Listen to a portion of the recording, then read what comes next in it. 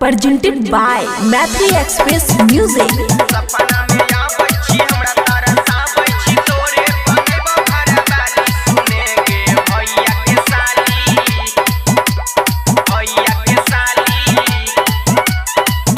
खुशी recording studio Baluaha. सपना में आबै छी हमरा तारा साबै छी गे माँ सुनना। सपना में आबै छी हमरा तारा साबै छी तोरे बनेबो घर वाली सुने गे भैया के साली सुने गे भैया के साली कहै छियो सचे में हमरा बनाई ले तो सैया। सपना में आबै छी हमरा तारा साबै छी तोरे बनेबो घर वाली सुने गे भैया के साली सुने गे भैया के साली।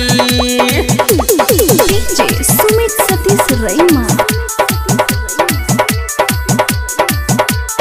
सपना में आबै छी हमरा तारा साबै छी तोरे बनेबो घर वाली सुने गे भैया के साली भैया के साली। जवानी के मजा ले बहु सुने के साली बन नहीं दे बहु तोरा दोसर के घरवाली दोसर के घरवाली। जवानी के मजा ले बहु सुने के साली बहने नहीं दे बहु तोरा दोसर के घरवाली। सुतै से पहिले लोरी सुनैबौ सुने गे भैया के साली बनैबौ घरे वाली सुने गे भैया के साली। डीजे सुमित सतीश रईमा। सपना में आबै छी हमरा तारा साबै छी तोरे बनेबौ घर वाली सुने गे भैया के साली भैया के साली।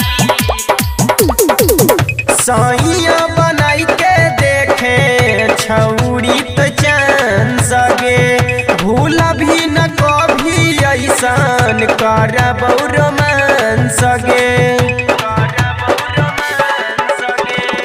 सैया बनाई के देखे छौरी तो चांद सगे भूल भी न कभी ऐसन करबौ रोमांस गे। किशन राम के सयमन यकी चलै तो ठीक से चक्की सुने गे भैया के साली बनैबौ घर वाली सुन ले गे। खुशी रिकॉर्डिंग स्टूडियो बलुआहा।